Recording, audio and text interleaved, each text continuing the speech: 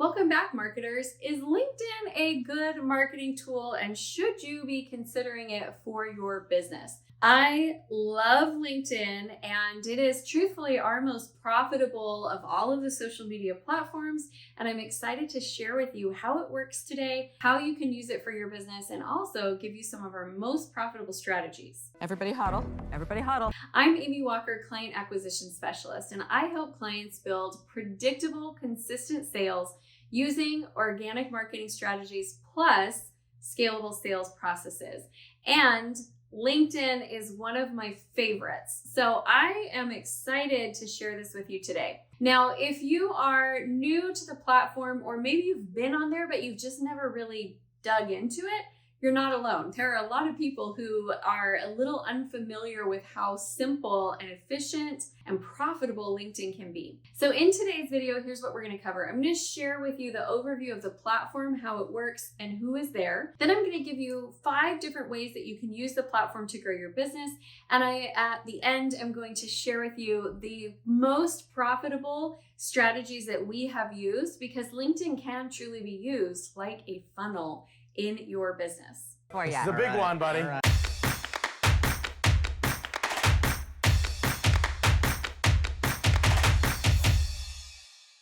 Okay, first things first, why should you be on LinkedIn? Because the community is awesome. There are over 500 million users on LinkedIn that are professionals. They are there to enhance their business. Nobody goes to LinkedIn because they want to scroll through and watch fun dancing videos or cool cooking tutorials. LinkedIn is the platform that you go to when you want to connect, you want to network, you want to do business.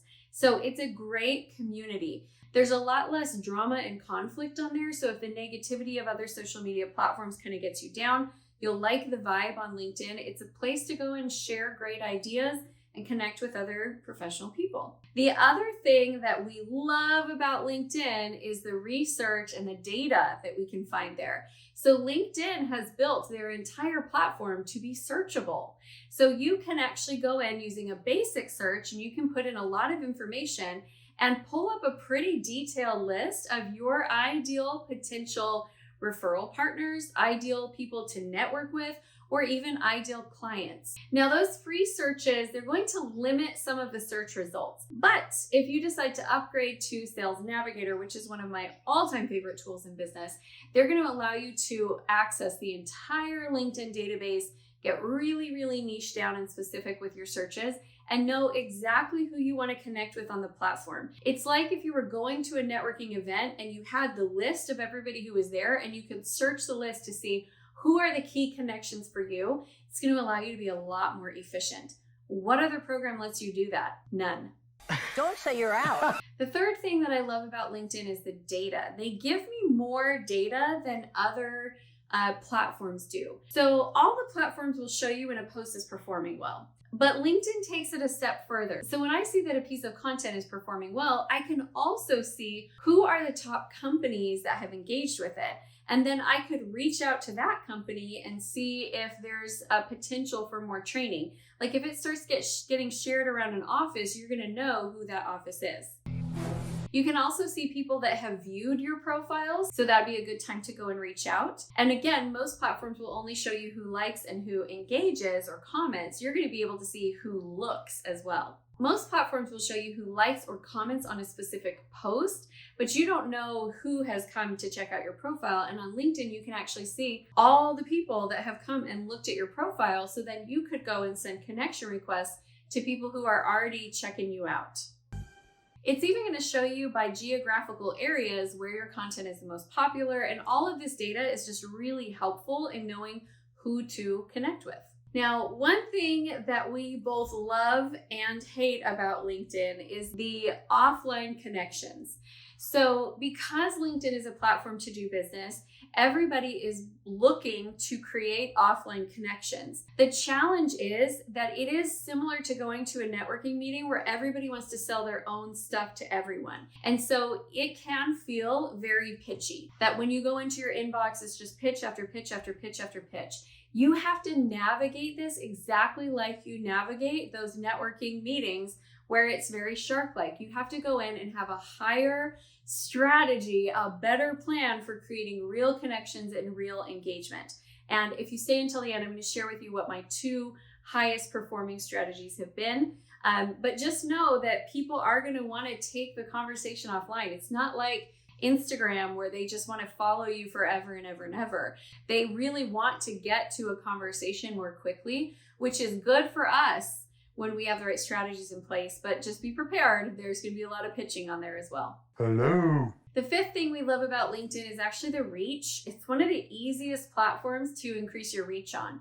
So if I put the same piece of content on LinkedIn, on Instagram, on Facebook, on YouTube, it's going to get the highest visibility on LinkedIn, like hands down. The only exception is TikToks and Reels. Those short form vertical videos will get higher visibility, but like a written post, it's going to get more visibility on LinkedIn than anywhere else. That is because LinkedIn has a very easy algorithm. They don't require you to be on the platform every single day. They don't require you to have consistency of posting. Pretty much if you want to get on the platform and you want to add value, they're going to show it to the people that you're connected with. So the visibility is easy to get traction on. So what do you actually do on LinkedIn? How do you even use it? The first feature that's on LinkedIn that isn't really anywhere else is it can kind of serve as a blog, but a blog that gets more visibility than your own blog if you're starting out small, and that's through the articles. You can submit articles on LinkedIn and share them with relevant audiences. That has gone down in traction a little bit in the last couple of years. So a few years ago, I was loving and using this all the time because it was where they were giving maximum visibility. Now it's just still good, solid visibility, and you really do get clients and offers and deals through the content. When somebody sees your article, they will follow up about it. So it's a great feature to use. The next feature that I really recommend and love is events. So all of this can change because every platform changes their algorithms over time. But as I'm making this video right now in 2022, I'm still loving LinkedIn events. So when you create a Facebook event and you invite your leads to it, you can only invite 500 people total for the event. And it doesn't really get great visibility. Not very many people see it. Not very many people RSVP. LinkedIn's a different story. When you create an event on LinkedIn, you can invite up to 1,000 people per week to that LinkedIn event.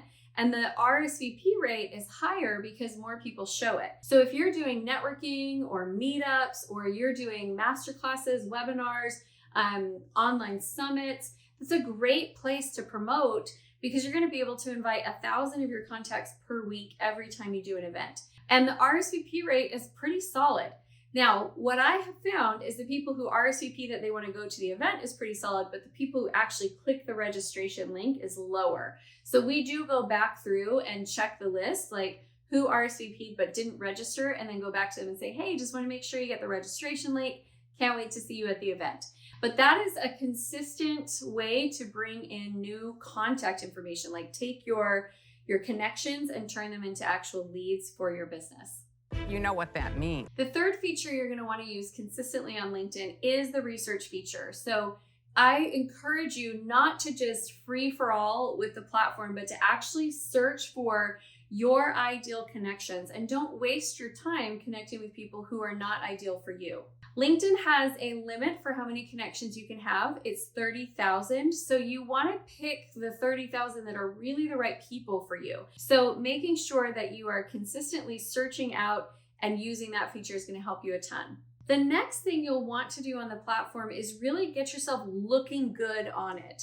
So when you're setting up your profile, you want to set it up very thoroughly, like you would a business resume, because people will come and check you out. They're going to look at what are your endorsements that you've got. Do you have actual written recommendations from clients and other companies that you've spoken for or worked with or partnered with? And where's your education? Where have you gone to school? They really do look at that information on this platform. So it's a more professional deal, and people will use it almost like they would your website if they're going to check you out. It's kind of that first glance to see, Are they interested in you enough to even go to the website? So make sure that information is all dialed in and looking good.